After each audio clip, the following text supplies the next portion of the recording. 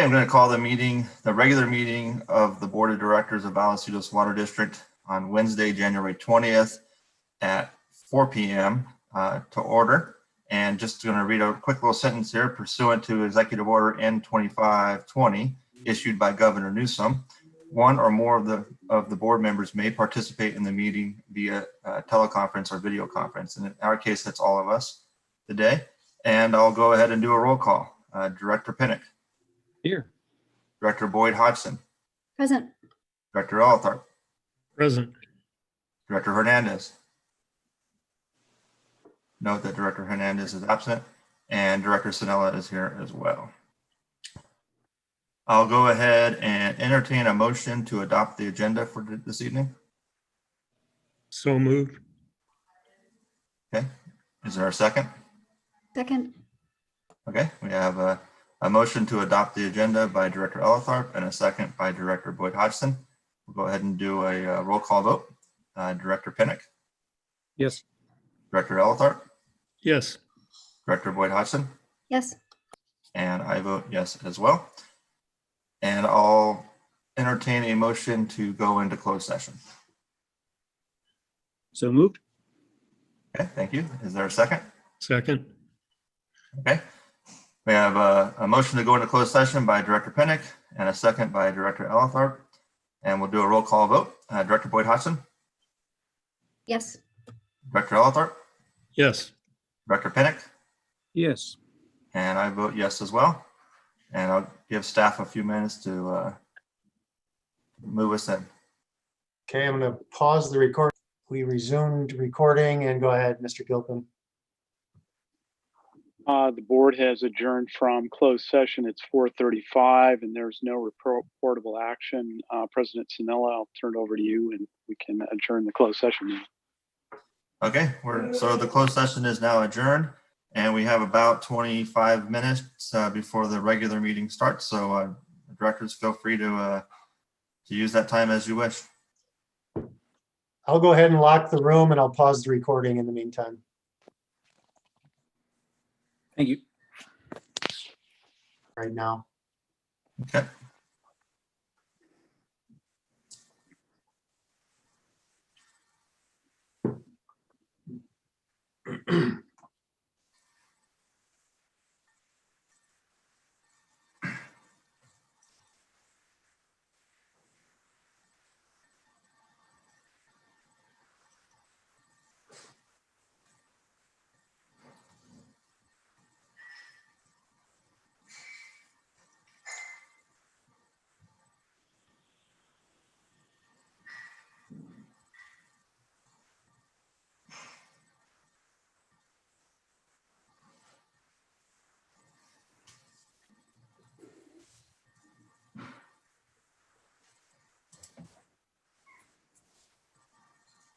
Okay, so it looks like it's that time. So I'll go ahead and call us to order. Welcome everybody. We're going to go ahead and call to order the regular meeting of the Board of Directors of Vallecitos Water District on Wednesday, January 20th, 2021 at 5 p.m. I'm going to go ahead and take a couple minutes to read this important notice to the public. Due to the evolving situation with COVID-19 novel coronavirus and Executive Order N3520, so long as state or local public health officials have imposed or recommended social distancing measures, Vallecitos Water District will hold future meetings via teleconferencing and allow members of the public to observe and address the meeting telephonically or otherwise electronically.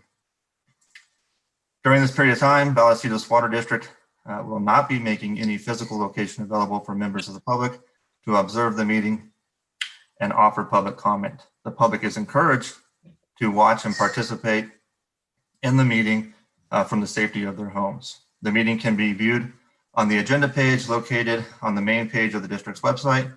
Public comments or questions can be submitted to the following email address, publiccomment@vwd.org.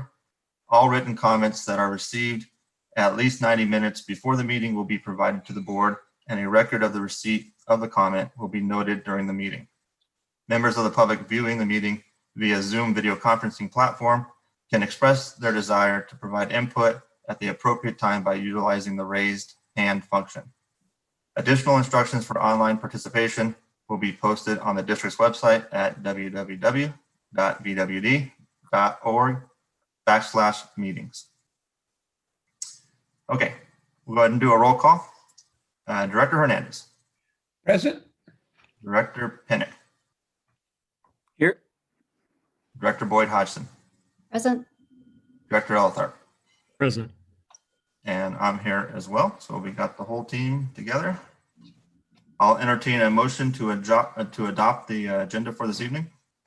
Hernandez, move to approve. Okay. Is there a second? Second, Boyd Hodgson. Okay, so we have a motion to adopt the agenda by Director Hernandez and a second by Director Boyd Hodgson. We'll do a roll call vote. Director Eltharp. Yes. Director Boyd Hodgson. Yes. Director Pinnick. Yes.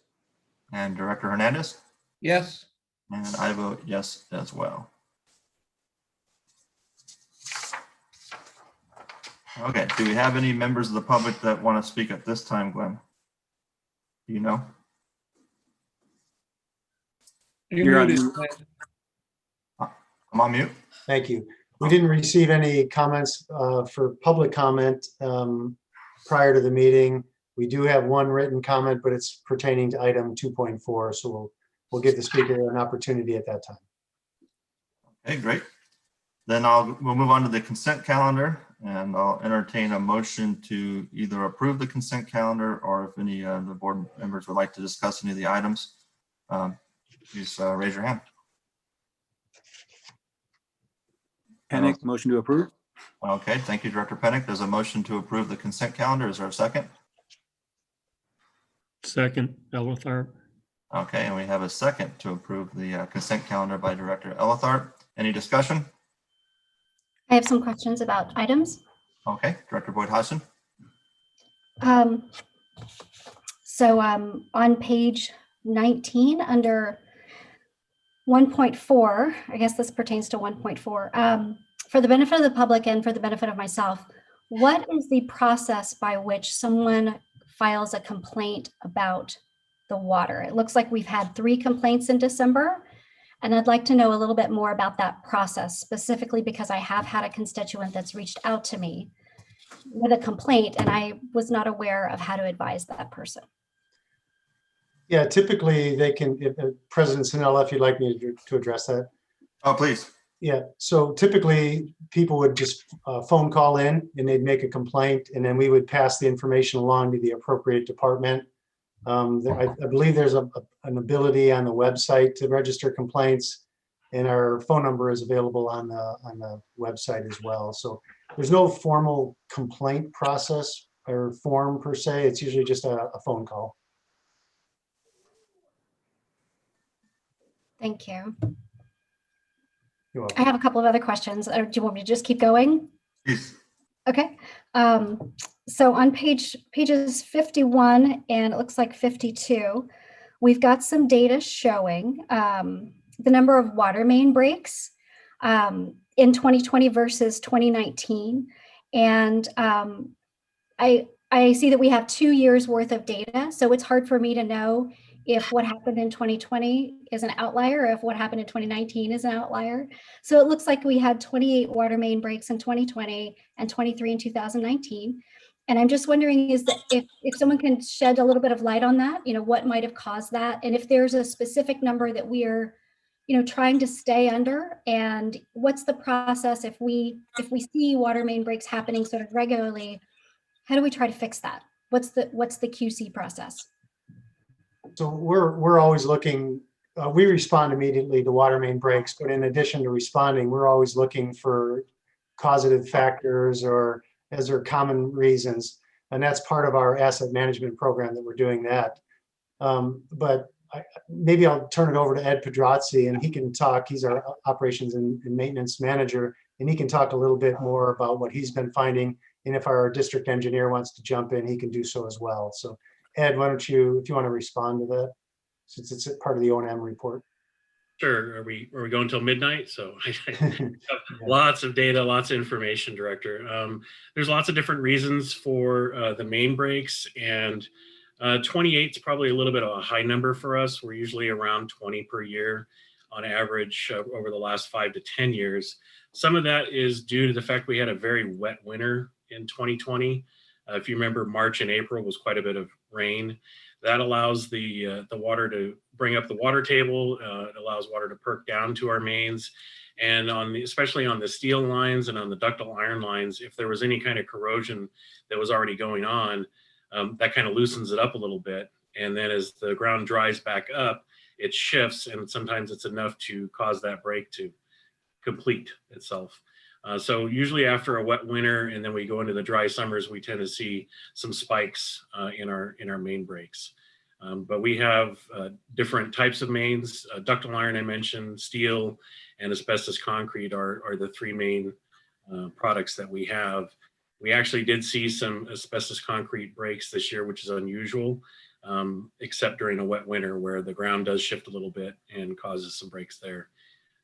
James has an asset management program that he's been working on with Susan, who's also on the call tonight. So I'm sure they can answer some more specific questions. But General Manager Pruitt was correct. As soon as we get a main break, we're on it immediately. And then we turn over data to James and his team, and we look at where the hot spots are and make plans accordingly. I'm grateful that you mentioned sort of the average that happens per year. That's really helpful. So sort of over the last few years, it's hard coming in new, not really knowing what to make of these numbers. Regarding the water service leaks, it looks like we had a big jump versus 2019. And so can you give me a little bit of similar context there and what your best guess might be for that issue and how we're taking care of that? Well, our soil is in San Marcos is what we call a hot soil. It's very corrosive. And when you add additional moisture from the wet winter in there, it allows the transportation of that metal to accelerate. And so we tend to have more service line leaks on our copper service lines after a wet winter than we do our normal, I don't want to say drought winters, but we typically go 4 or 5 years in our district with some dry winters like we're experiencing right now, and then we have a wet one, and service line leaks and main breaks tend to spike after that wet winter. So how many, what's a number that you're comfortable with that wouldn't sort of be an outlier? 0 would be great. That's certainly what we all hope for and we work towards, is getting 0 main breaks, 0 service line leaks. The other one on there, the fire hydrant hits, unfortunately, we don't have any control over that. And that's why I'm not asking about it. they tend to happen around 2 a.m. for some reason. I'm not sure what that coordinates with. But yeah, the service line leaks, we actually used to have a lot more. When I started, I don't want to say what year, but a long time ago at the district, we had over 10,000 of our service lines were a poly service line, and we had breaks all the time on those. And the district's been very proactive in replacing all those lines with copper. And we actually finished that project a couple years ago. And so our service line leaks are actually very low compared to they were just a few years ago. But last year was basically an outlier. And if you'd like, I can provide General Manager Pruitt with data from the last 5 to 10 years on all of the different leaks that we have and what our averages are. So give you some information. I understand that you're gonna have lots of questions when you're new, and I actually appreciate that. Thank you. I really appreciate your patience, and I'd love to see that information. Thank you. Certainly. And one more piece of data, we have about over 22,000 connections. So to have 20 something a year, that's like 0.1%. So it's from a recurrence perspective, it's pretty low. But I agree with Ed, 0 would be nice. And Glenn, if you get a chance to, as part of kind of your orientation with our new directors, I remember when I was new, I was really kind of fascinated to learn about the ductile iron and what happens with the dry utilities when they put them over them, and how they may just chip it a little bit and then nothing will go wrong for 20 years, and then all of a sudden, boom, it breaks, right? And that seems to be one of our kind of biggest root causes in our lines around San Leo Hills. And so we've had a number of breaks up there, and if I recall correctly, it's because of that issue with SDG&E nicking our pipes, not telling us about it. And then 20 years later, right about the time that, 20 years Santa Leo was, under construction, we're paying the price now, unfortunately. Yeah, you're absolutely right. It's a difficult thing to do for an orientation. You can't see it in the field. We can certainly show pictures and talk about the issue with the new directors, but that's the single biggest cause of problems with our ductile iron, for sure, the utility crossings. Yeah. Great. Any other questions from Dr. Boyd Hodgson or anybody else? I do, but Okay. this isn't No, this please. isn't my board meeting, but I do have some other questions. Go right ahead. That's what we're here for. It's a similar question with two of the projects that we're being asked to approve tonight, 1.5 and 1.6. So one is on page 62 and one is on page 78 of the board packet. These projects, one is 380,000 and change, and one is 3.1 million. And what I noticed was we require a relatively small amount of money for cash deposit. In the $380,000 project, we require 7% cash deposit. In the 3.1 million, we're requiring 2% cash deposit. So my question is the cash deposit something that we try to standardize, or is it something that is negotiated per project? And to me, it seems low. It seems like we're requiring a low amount up front. So my forward thinking question is, if we could require more, then we could invest that and we could, maybe earn some income on that deposit quicker. But I just want to know a little bit more about the process. I think the public would like to know that too. I'm going to let our district engineer, James Gumpel, address that issue. Okay. Sure. Director Boyd Hodgins, so what you're seeing in both those items are actually the bonds, I believe are the bonds for labor and materials and the faithful performance bonds. In the process of development, when we condition the developer is taking the full ownership and liability of building the infrastructure. The district doesn't own it. And we also don't have any liability really on the infrastructure. They do a full deposit for our staff time, which we charge against, and we're fully reimbursed. So everything that we do for a developer is fully paid for and reimbursed by the developer. And then the value of the project is put into our system for when we actually accept those projects. However, if we don't accept those projects, we don't own them. They're not ours, but we do require them to put bonding up for the projects. And those bondings are standardized. And I believe those are the ones that you see right here. So with that, from a district standpoint, this really isn't cash. This is more bonds that are provided for labor and materials and basically faithful performance bonds to make sure that if for some reason the developer were to stop the work, first off, we don't own the project. We don't own the facilities unless the board accepts them. So we do not maintain them, and we do not have the liability of those projects. And then once the project is installed, we take ownership of those projects and we take the value of those projects. And you see the bond values, and those are the larger numbers. Of course, the other fees that you see in there are actually the capital facility fees for water and sewer. So, for example, in this one that General Manager Pruitt put up, the $1.7 million and the $2.8 million, those are for water and sewer capital facility fees. And those are paid at the time of the actual prior to occupation. So in other words, if they're building 50 homes and they sell 10 at a time, prior to occupation, they'll come in and pay for, or they could pay in advance, but they could pay up to prior to occupation for those 10 homes at a time if they're single family lots. So in this case, for example, what you see really is the infrastructure being built. The larger numbers are really the cap fees that are still due to the district. And the smaller numbers are really down here are really the bonding, which is the $300,000 numbers. I hope that answers your question. There's a lot to the process. I'd be happy to obviously spend some more time going over the process with you anytime. Okay, I would appreciate that. What I think I hear you saying is that it's not the same as if I am going to remodel my kitchen and the contractor requires me to put down 2% or 10% or 50% or whatever. It's a bond. It's not cash.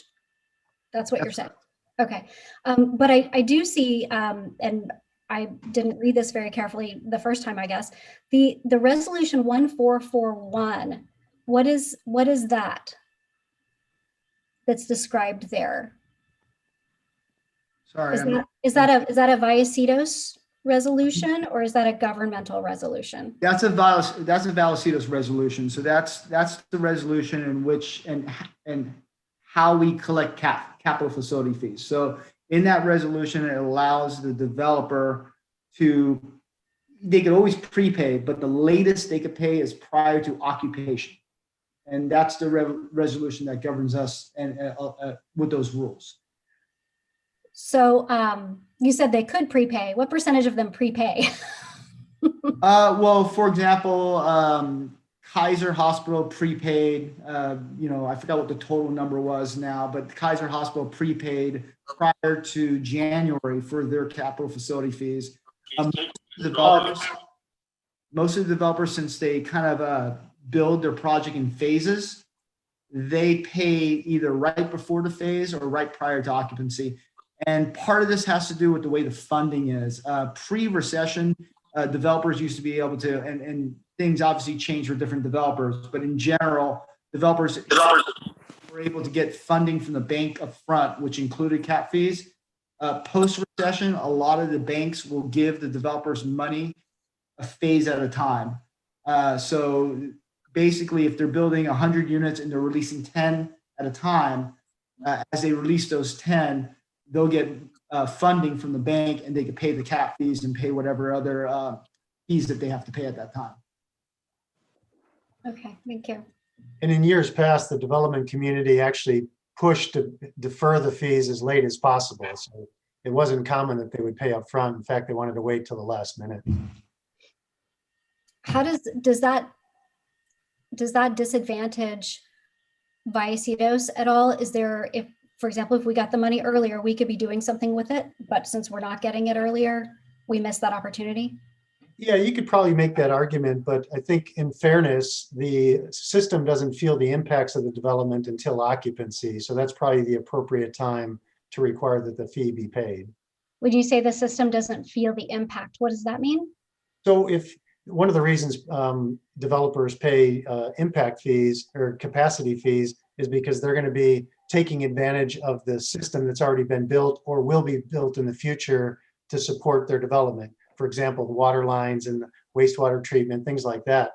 So if they haven't made their development, if people aren't in the homes that were built, then they're not impacting the system at all. So it's a little hard to argue that they should pay the fees years before they're actually placing a demand on the system. So deferring the fees until occupancy probably aligns the impacts with the fees collected for the impacts. Okay.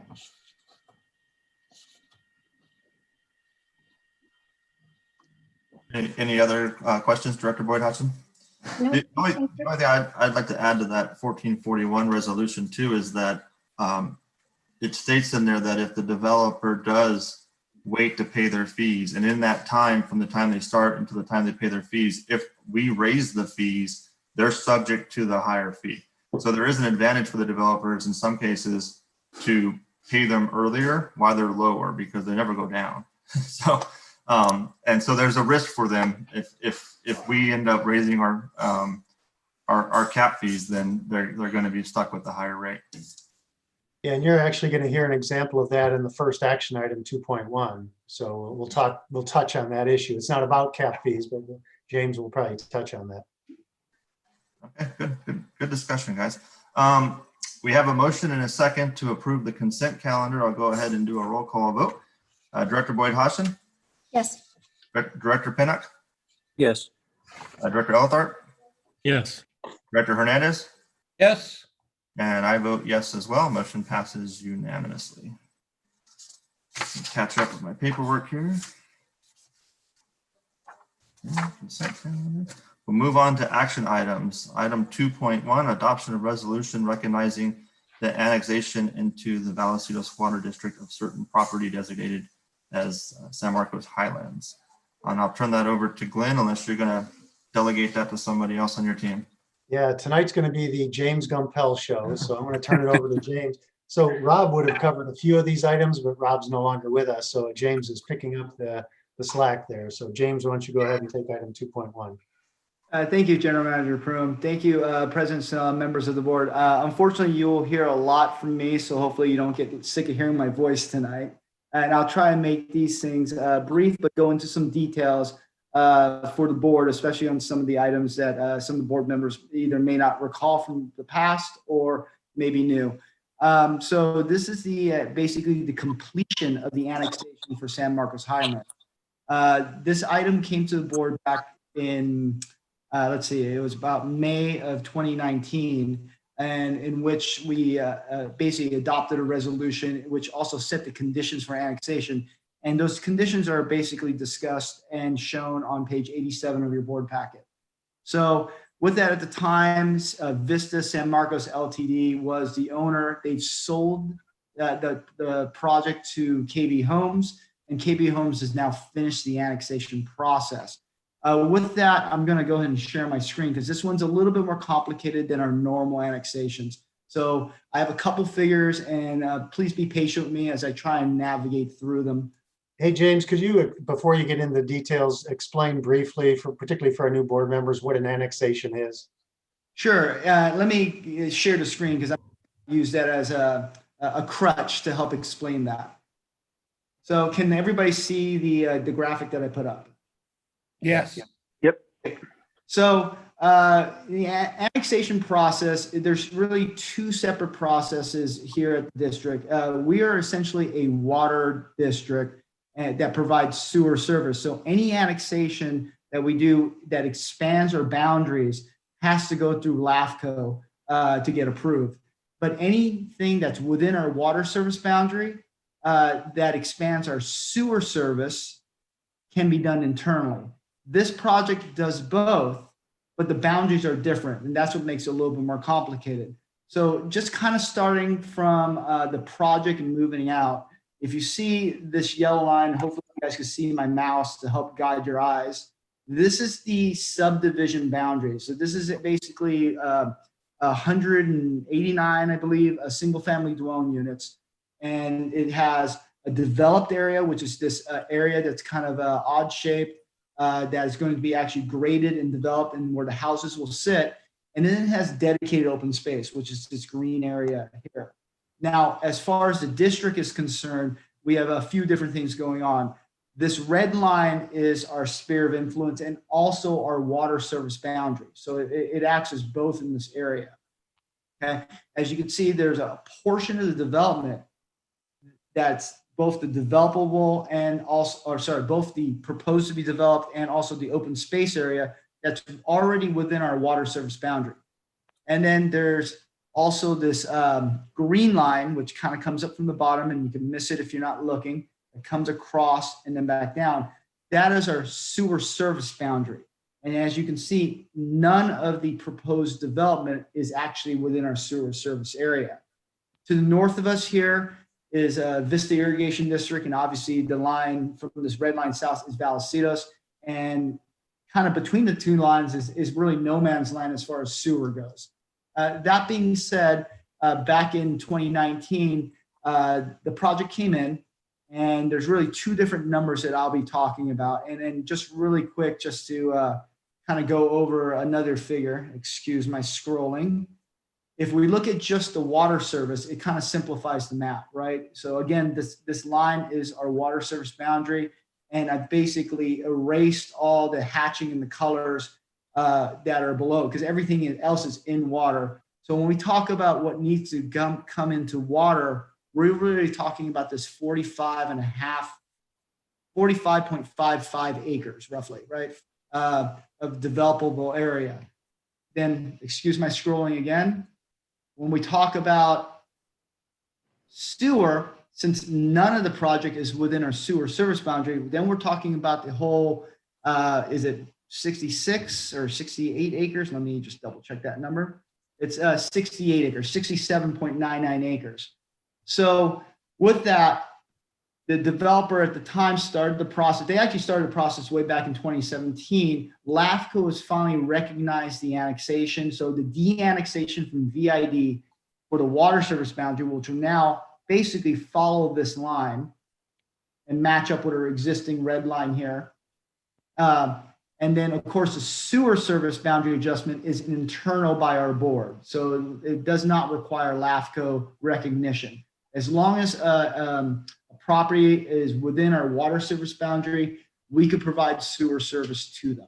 So with that, if you look at the financials of it, basically the two different numbers that I've already kind of mentioned is the 45.5 or 45.55 acres of water service boundary annexations, which with our current annexation rates were roughly $220,000. The sewer is the whole developed project, which is this whole area that's to be developed. And that's going to be a total of 67.99 acres and totaling about $657,000 to the district. The fees have been paid. The annexation has now been recognized by LAFCO. And this is really the final action by the board for this project to actually adopt a resolution to recognize the annexation. So I know that the board may have some questions and I'd be happy to answer them. And the staff recommendation is to adopt the resolution recognizing the annexation of 45.55 acres of San Marcos Highlands property into the Vallecitos Water District and ordering the annexation of the 67.99 acres into the Sewer Improvement District 1, 2, and 6. Again, the difference in the language is because one requires a resolution to follow the LAFCO action, and the other one is more of an internal process. So with that, I'd be happy to answer any questions. Again, one more thing, I apologize. As General Manager Prume mentioned, the 180 some odd homes, 187 homes or so that KB Homes will be building, the capital facility fees here have not been paid. So when they do come in, they will pay the capital facility fees that are subject to them at the time. So there's no grandfathering in. If the fees go up, they pay the fees that go up. If the fees go down, they pay the fees that go down. Yeah, so if you looked at the page 87 of the staff report, bullets 3 and 4, they talk about the capital facility fees, and they gave an estimate at the time that this item went before the board back in 2019. So what James is saying, the numbers you see on the staff report will actually receive higher fees than what are shown on here, because all we were doing on this staff report was showing what the conditions were back in history at the time. But as we talked about in the previous items, they'll pay the cap fee that's in place at the time that they actually take occupancy, or whenever they choose to pay the fee. Yep, that's correct. All right, thank you, James. I'll go ahead and open it up to any board members that would like to ask a question.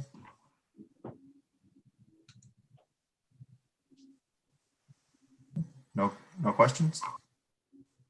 Okay, and then with That just means James did a good job in explaining.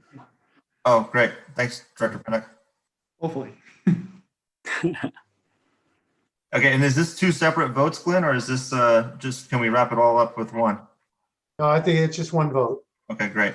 Then I'll entertain a motion to approve item 2.1 if anybody would like to do that. Director Elithar, did you have a question or are you making a motion? I'll move staff's recommendation. Okay, I got a motion. Is there a second? Second, Hernandez. Okay, we got a motion to move staff's recommendation by Director Elithar, a second by Director Hernandez. One last chance for discussion. Any questions, comments? Okay, we'll go to a vote. Director Hernandez. Yes. Director Boyd Hodgson. Yes. Director Pinnock. Yes. Director Elithar. Yes.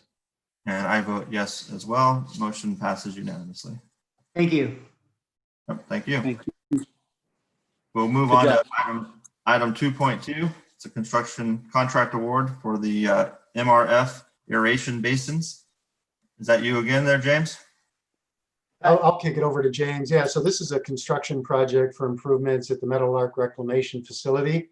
This is a bit of a twist on this one in that not only the the project not only services Vallecitos, but two member agency or two adjoining water districts that purchase water from us. So James, why don't you jump in and explain what this project's all about?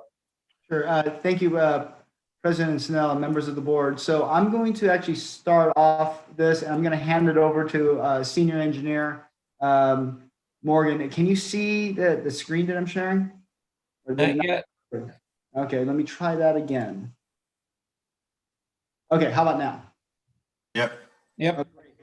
Okay, so I'm going to give a little bit of background about Meadowlark and what we do at Meadowlark and how it's kind of integrated into our system. And then I'm going to hand this over to our senior engineer, Ryan Morgan, to kind of finish up the actual award and design and the award of the contract. Again, this one is a little bit more complicated than our standard award. First off, our Meadowlark Reclamation Facility is a wastewater recycled water treatment plant. It's located in the city of Carlsbad. And if the map was a little bit bigger, Rancho Santa Fe Road would be just off the map here, if you can see my mouse. And Melrose intersection is fairly close to this area also. We have basically 3 different areas in which we collect sewer, which we call a sewer basin.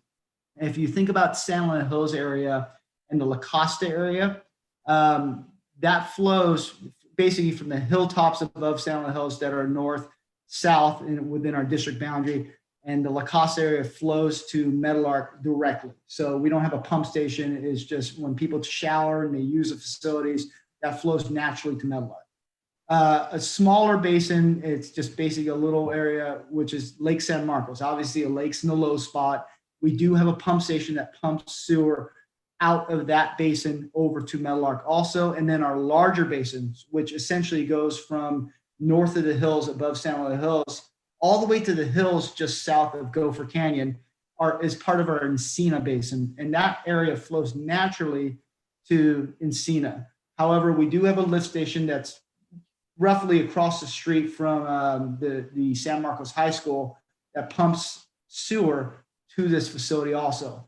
Now, this facility itself is a standard return activated sludge wastewater treatment plant, and it has the ability to produce recycled water.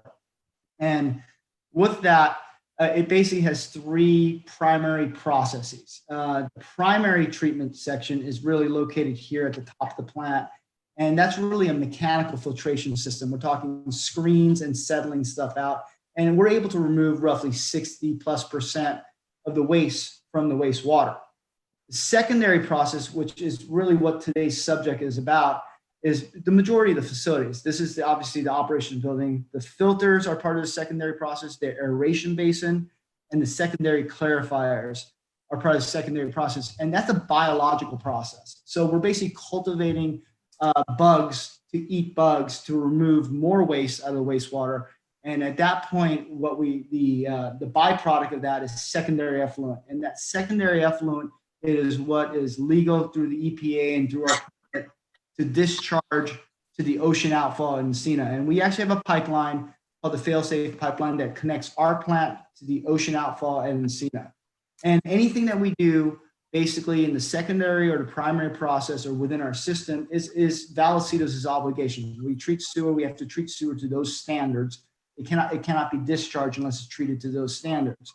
And any improvements that we do to the system is borne by Vallecitos and its ratepayers. Now, the tertiary process or the third process is the production of recycled water. And that's really a filtration process with filters here and a disinfection process with our chlorine contact channels here. That process is how we produce recycled water. Now, we have been producing recycled water. We're one of the first agencies to produce recycled water in the county, and we've been doing so and winning awards for it since the early 80s. And this treatment plant has been expanded to do so. And basically, we can handle roughly 5 MGD, 5 million gallons a day of wastewater and produce up to 5 million gallons a day of recycled water per permit on this plant. We don't throughput quite that much. It's more like 4 million gallons a day max, but we have the ability to do so. And any improvement to the recycled water system goes to our 2 customers. We only have 2 customers. We're a wholesaler, so we don't sell directly to consumers. We sell to 2 agencies, the city of Carlsbad and the Olivenheim Municipal Water District. So, and if we do an improvement that increases the quality or basically or fixes or replace anything or expand anything in the recycled water area, those improvements are paid for through our recycled water rates to those two agencies. So the project that I'm going to have, that Ryan's going to be talking about today is really twofold. First off is we have an existing aeration system where our panels are failing. As you can see, it's a small plant.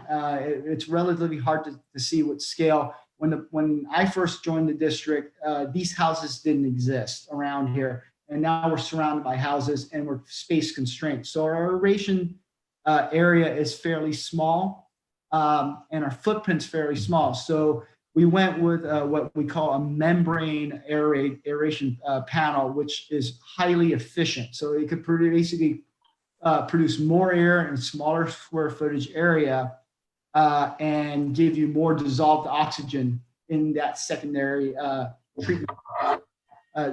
However, they're not very reliable and they've already failed, and we're basically running on partial failed systems there currently. So we, to treat our own wastewater secondary needs, which is our permitted requirement, need to replace those panels. But we also saw an opportunity to maybe enhance the recycled water system with a biological selector. And what that is it's an anoxic zone. Basically, it's an oxygen-free zone. It still has air mixing with coarse bubble, but not dissolved oxygen. So basically, the existing bacteria in the water uses all the oxygen up, and then you have another treatment process that moves forward, which really what we're targeting is the removal of phosphorus. And the reason we're targeting the removal of phosphorus is because that is the primary nutrient that creates algae blooms and creates issues in the recycled water system. So with that being said, we saw this opportunity since we were working on removing the paneled aeration system to a ceramic disc system, which has been around for decades and has been tested and true without, at least, from a reliability standpoint. We saw an opportunity to enhance the recycled water quality. We work with both Olivenheim and with the city of Carlsbad. City of Carlsbad takes about 80% of our recycled water, and they're on board with the enhancement for the recycled water, the better water quality. And we went ahead and bid this project forward. So I'm going to hand this project over to Ryan at this point. And Ryan, I'll continue to share my screen, but he's going to talk about the different options. And the reason why we have the different options in the award is because we had to get a baseline of what Vallecitos is responsible for, and also what is going to be added to the recycled water rate. Ryan, if you would go ahead and start taking over at this point. If you want me to change the figure, I will. No, keep the figure up, please. And thank you for that thorough introduction, District Engineer Gumpel. Good evening, directors of the board. As James mentioned, the existing membrane panels from the 2007 and 2011 upgrades in the aeration basin at Meadowlark are failing and in need of replacement. Replacement of the panels is necessary to treat wastewater to the secondary and tertiary effluent standards, as James mentioned. The project's proposed improvement alternative number one is the more basic alternative improvement, which aimed to just replace the existing membrane panels with ceramic disc diffusers, which have a long history of success in wastewater treatment. Improvement alternative number two was essentially the same as alternative one, with the addition to installing the full anaerobic selector zone, or more commonly referred to as the bioselector in this case. Improvement alternative two allows for greater nutrient removal from the secondary effluent, which will improve the recycled water quality produced at Meadowlark. Alternative two will add to alternative one by modifying the aeration basin to include geomembrane baffling, a new compressed air mixing system, and process control sensors with feedback signals to SCADA. The bioselector will provide a reduction in phosphorus in the secondary effluent, and this reduction benefits in the recycled water quality. Trussell Technologies, or just Trussell, was selected from the district's as-needed engineering services list to initially study improvement alternative number 2 to address the failing panels. The board approved a purchase order for Trussell in the amount of $110,537 to conduct the study, planning, design, and technical specifications for alternative 2 on February 20th, 2019. Amendment number 1 was provided on July 23rd, 2019 for $31,736 for professional services for improvement alternative number 1. Amendment number 2 for $26,740 was approved on July 28th, 2020 to finalize both alternatives and assist staff to provide professional services flexibility throughout bid phase. District staff and received an open bids from six contractors with the following results shown on page 106 of your board packet on December 3rd, 2020. Out of the 6 contractors, SS Mechanical came in at $865,390 for alternative number 2. The only reason I'm talking about alternative number 2 is because staff presented the bid results and discussed the benefits and differences between both alternatives with district recycled water customers, OMWD, and Carlsbad. As a result, stakeholders determined that alternative 2, along with the district, was the preferable option. The difference between the apparent low alternative 1 and alternative 2 is just about $450,000. The district will recoup this amount through its recycled water rates from both customers. Staff and district council completed the evaluation of qualifications, references, bid forms, and determined SS Mechanical Construction was the lowest responsible and responsive bidder to improvement 2. Staff will provide active project management and construction management services, including self-performing the inspection services. Trussell will be on board to provide engineering services during construction. The fiscal impact is further broken down on pages 106 and 107 of your board packet. And the project is identified in the fiscal year 2020 and 21 budget with an amount of $1.7 million. The funding source is 100% from Fund 250 of Reclaimed Water Funds. And the total estimated project cost and budget summary are broken down, which includes the construction contract with SS Mechanical, a 10% contingency, support services from Trussell, the already performed planning and design services, and then staff services throughout planning, design, and construction, which total $1,369,106. And with this, we're expecting a budget surplus of roughly $330,000.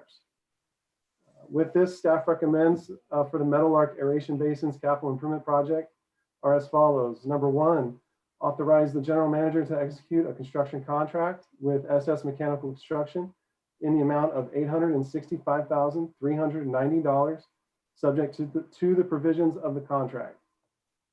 And number 2, approve construction support services amendment number 3 for Trussell in the amount of $54,354. And with that, I will take any questions there may be. Okay, thank you, Ryan. Is there any questions by the board at this time? Just one quick one, I think. Just Okay. kind of, is there a life expectancy, or what's how long is this project going to put us forward? I mean, you know, these discs and things like that. Is there like these will last 10 years, 15 years? Is there any study on that? Ryan, you may know better than I do, Director Pennick. My understanding that these discs are 20-year discs. They require more maintenance, but they also have they've been in treatment plants for decades with continual maintenance with very little failure. Yes, this is a more robust product with the ceramic discs, and additionally, this aeration basin project has been the design is overhauling the aeration basins as we know it. It's going to provide a benefit beyond just the standard membrane panels that were originally designed. The design elements involved with the bioselector are going to extend, I think, the design life to beyond a normal like 10 to 15 years in an extreme harsh environment that we would normally expect to probably 20, 25 years would be my estimate. Thank you. I have a question. Yes, Director Boyd Hodgson. In the board packet, something jumped out at me, and you touched on it earlier, that these aeration membranes have, quote, not lasted under intended use. I'm wondering if, is this something that is a defect in the product that maybe other water agencies are also experiencing? And secondly, what have we done to try to recover some costs based on that, or get a credit, or maybe there is a warranty or something like that? Have those discussions taken place, and where did those lead? Yes, Director Boyd Hodgins, we did have that discussion. Matter of fact, and our operations manager, Ed may jump in here too, because he knows some of this information better than I do. So they came with, and Ed, I can't quite remember, I believe a 5-year warranty originally. And I believe what ended up happening is they started failing at year 6. And then they went ahead and the manufacturer offered us a fairly discounted rate. It may not have been that big of a discount to try their new improved panels to replace the ones that were out of warranty, they supposedly fixed the defect. And those two failed at roughly a 5-year, or right after the 5-year warranty. They're used more in Europe, and they're not used as much here in the US, is what we discovered. So there wasn't a lot of references. They used them some on the West Coast. Also, the main reason they were even spec'd out and the design intent for them from the engineer is because we have such a large amount of treatment happening in such a small area. But the ceramic discs themselves with the new design, especially with the bioselector, could accommodate what we need. But at the time when we were designing this treatment plant back in the early 2000s, at that time, the panels were kind of like the new thing. And I think our designer went forward with that. It predates a lot of us. The design intent predates a lot of us, but I have been in contact with the engineering firm and the engineers who were a part of that design, and that at least was their explanation. Thank you. Okay, any other questions by the board members?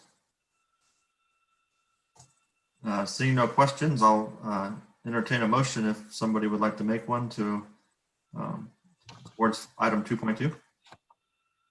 I move to adopt staff recommendation for 2.2. Okay, thank you. We have a motion by Director Boyd Hodgson. Is there a second? Pennick, second. Okay, and we have a second to move staff's recommendation by Director Pinnock. I'll go ahead and conduct a roll call. Director Hernandez? Yes. Director Pinnock? Yes. Director Boyd Hodgson? Yes. Director Eltharp? Yes. And I vote yes as well. Motion passes unanimously. Thank you. Thank you. Thank you. Thank you. Well done again.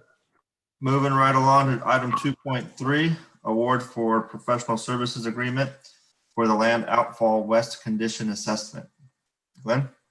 The board's heard us talk more and more about asset management, and one component of asset management is condition assessment. So the project you're going to hear about now is trying to figure out the condition of one of our most critical assets on the wastewater side of things. So I'm not sure if James or Ryan or Susan's going to take this item. So This one will be Susan, so they don't have to hear me talk on this one. right, we all win.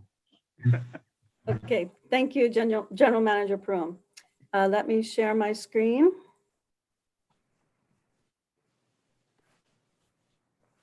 And start the slideshow for you. Okay, yes, so this award, contract award, is to conduct a condition assessment. Condition assessments are critical as we begin to build out the asset management program. And the land outfall, as was mentioned, is a critical asset. And this project will help us understand what is happening within the pipeline. So what is the land outfall west? It is an existing 34,000 foot long sewer pipeline. It was installed in 1986. And it's the primary sewage transmission pipeline from the Vallecitos wastewater over to the Encina Water Pollution Control Facility. It goes from our lift station number 1 all the way to the Encina facility. The western segments are ductile iron and vitrified clay, and approximately 1,600 feet of that is pressurized through siphons as it travels over to Encina. So this project is to look at the condition of this pipeline through closed circuit television, digital imagery, and also sonar techniques to understand what condition this pipeline is. This pipeline ranges in diameter from 30 to 54 inch in diameter. And what we're going to do is look for any problems, anything that needs to be addressed. And from this condition assessment, we will be determining what needs cleaning, what needs rehabilitation and or replacement. Let me see here. This is the area that we're going to be assessing.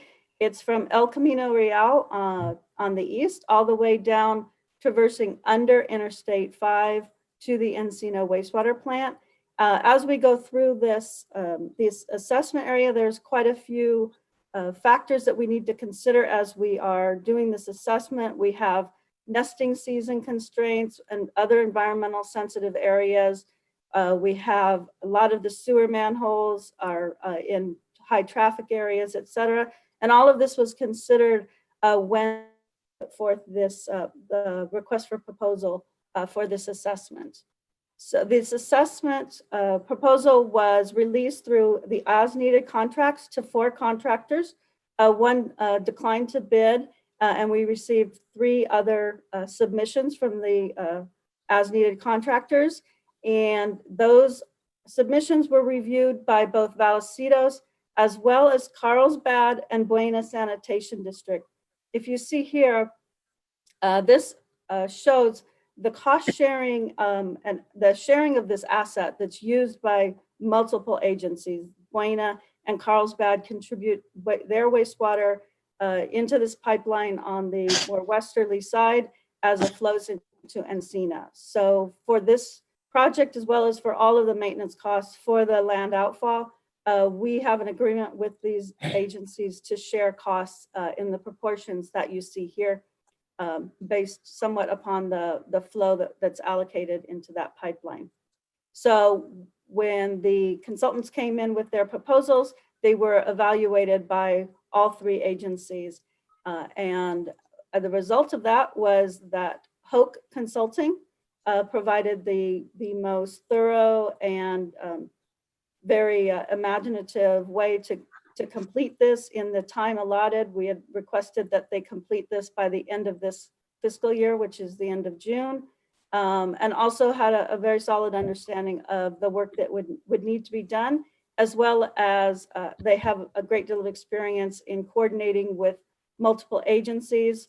In addition to these 3 agencies that utilize this pipeline, this wastewater, as I mentioned, it flows into Encina wastewater treatment plant, so we'll need to coordinate with them as we are conducting this condition assessment. So this item has been budgeted in the district's 2021 budget. The capital budgeted amount is $609,000, but that includes not just this condition assessment, but it also includes any additional renewal and rehab work that may be needed up to that amount. We'll be evaluating that renewal replacement work as part of this contract with Hoke. The contract includes a line item for them to create a report for us to understand what work needs to be done going forward. And for Vallecitos, this funding will come entirely from the sewer replacement fund. And this is the breakdown of the services that will be provided by Hoke. Planning and design services, they'll need to be providing environmental support. The field inspection, which is the actual CCTV digital imaging process. As a separate unique line item is the inspection under Interstate 5, which will require coordination with Caltrans and possible permits, et cetera, to go underneath the the freeway there. And then, as I mentioned, the evaluation and recommendations report. So the total value of this contract is $149,800. And here is the breakdown of that percentage that we talked about for the other two agencies. Those will be responsible for the $86,929. And again, that is out of our $609,000 that we do have budgeted for the work on this land outfall. Here's an additional picture of the area that we're assessing as we go from El Camino Real over to Encina. So we are requesting that the board approve the professional services agreement with Hope Consulting to conduct this CCTV condition assessment of this outfall pipeline. And if I could add, this is a great example of a condition assessment project that we don't know what we're going to find, right? This pipeline's been in the ground for 35 years. I don't think we've ever scoped it or looked at it in its entirety. So although we seem to have a lot of extra money, you know, the $609,000 budgeted, it's only whatever, couple hundred thousand for the analysis. We have some money aside that will be left over to do some repairs, but these can be very expensive repairs. We just don't know at this point in time. So this will be a good kind of introductory stage as we do our condition assessment, and we'll get a feel for, you know, what problems already exist that we just don't know about yet. Yes, that's correct. We have not assessed this pipeline since 2004, when there was some lining work that was done under Interstate 5. It's a difficult pipeline to assess, and that's why we are bringing in Hope Consulting to assist us with this. And just to clarify, in 2004, the assessment was just at the last like 500 feet only, which is really the crossing underneath Interstate 5. So the rest of it has never been assessed.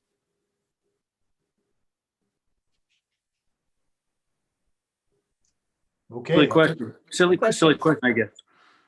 Why have we not assessed it before? Why after 35 years? I mean, just why now? Well, one of the reasons is, so we have our own crews that we do inspection of our wastewater collection system. So most of our residential and commercial lines, they're smaller diameter stuff. This pipeline is way bigger. And we don't have the equipment that can accommodate this. And quite frankly, asset management hasn't been a big focus for this agency, and it is now. That's why Susan's joined us today. She's our asset management supervisor. So we really have a focus on this. So we're really starting to pay attention to those assets that we have that we really can't assess. You know, a lot of the things we have, for example, an above ground steel water tank, we do condition assessments on those all the time. We can see them, we can drive by them, we can even empty them and go on the inside. But sewer lines, they're underground, they're difficult to get to, they carry sewage 24 hours a day. It's just not easy to assess it. So I wouldn't want to do it. yeah, I didn't think you were volunteering, but we can use the extra help. But so I think that's the next phase for Vallecitos, right? We're in that we really need to make sure we're taking care of the assets that we have. For a long time, we've been growing as an organization. We've been adding to the inventory and maintaining it, but things are getting to the age where they really need to be assessed to find out what state they're actually in. I think that brings up a great point, and I'd like to see at some point down the road sort of a strategic plan of how we are systematically rolling out the assessment, since it's now become a priority. I think that would be really helpful to have a large vision of that. Yeah, I'm glad you asked about that, because that's exactly what Susan's doing. So tonight we're talking about a project, but it's just a little ornament on this big tree of asset management. So before you joined us, Director Boyd Hodgson, we've done some updates to both the board and the engineering committee, and we'll continue to do those because this is such a big effort, and it's going to end up being such a huge expense and resource demand for us that we all need to be aware of where we're going and how do we get there. So you'll hear more and more about this as time goes on. And Glenn, if I recall correctly, when you tried to sell the position to the board at the time, I think it's been a couple of years now. That we never had this position before, and so while the board recognized that our infrastructure was aging and this was a really good idea, I think one of the caveats that we put on to approving this new position and this new concept and new priority for our district was that we get regular reports and on the assessment and detailed information about how things are going. Yep. Yes, and excuse me, I just wanted to, real quickly, what the goals of the asset management program is to really understand what we own, understand the condition of it, which again, this is one of the condition assessments we're doing here. And with that condition assessment, we're able to assign risk. And ultimately, if we understand the likelihood of failure, consequence of failure, those are things that we'll talk about as we talk about risk. And when we determine that risk, then we can better allocate our resources over the long term to focus on our resources onto those assets that are truly critical. As General Manager Pruitt mentioned, above ground assets are a lot easier to understand what their condition is. You can see it, but everything that's below ground, which is the majority of our assets, you need to get in there and assess it, assign its risk, and understand what will happen if it fails so that we can really determine where best to spend our funds on renewals and replacements. So regarding the broader concept of asset management, we'll be processing things through the engineering committee and then eventually take things forward to the board. So the board will be involved, but it'll be run through the committee at first, and they can help guide us on how to better present the information to the board. But like all committees, they won't be making specific directions or well, they may make recommendations, but they don't give specific direction. But they are the group that we will vet this through on its way to the board. I did have a question about traffic impacts. This is basically this is a freeway that runs, east-west. I happen to live near it and drive it regularly. That same section of the road from El Camino and then west towards the 5, it's been under a tremendous amount of construction already for the last probably year. Did we miss an opportunity to kind of tag onto that and coordinate with that project so that we were working and because I feel like they're just now wrapping that up and now we're going to move in and the traffic's going to be impacted again. I think a couple things. I can see James is chomping at the bit too, but and you can't see the level of detail with this exhibit. You can't really see, but large portions of this line aren't within major roadways. They lie adjacent to, but not within. Yep. I noticed that in some of the pictures. Yeah, so along Palomar Airport Road is a great example. That's the road that was really impacted by the recent Buena Sanitation force main that they put in. But our line is not in that same, it's in the same roadway corridor, but it's outside the road bed. So a lot of the work that we do won't affect traffic. We won't be tearing things up. We'll be accessing at manholes and inserting equipment in without doing, it's not going to be anywhere near as disruptive as the project you saw along Palomar Airport Road recently. Okay. And James, go ahead. You can tag onto that. No, General Manager Prum, you hit the nail on the head. So primarily they're just entering manholes with equipment, maybe setting up some traffic control. A lot of the work's going to be at night because when the sewer's flowing full, it's harder to get good images. So it's somewhere, past midnight, 1 a.m., 2 a.m. is, theoretically everybody's asleep. There should be less sewer flowing down. And that's kind of our best opportunity. Not all of it, but a lot of it will be done at night when there's really no traffic on the road anyway. And with this project, there's no digging up the road, as General Manager Prum mentioned. It's a non-destructive process. Great. Good to hear. Thank you. Any other questions from the board? Just one quick one again. You mentioned there's 2 other agencies that are shared. I mean, have they already approved this? What happens if, not that they would, but what happens if 2 of us approve it and 1 of us doesn't? Well, have we ever been in a situation like that? Go ahead, James.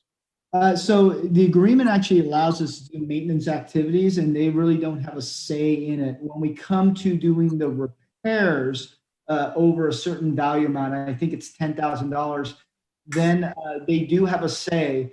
But as kind of the way when we were negotiating on this, if we know there's something wrong and there's a potential of spilling sewer, there's no manager that I know that's willing to put his reputation and job on the line to say, yes, let the sewer continue to spill or the potential to spill.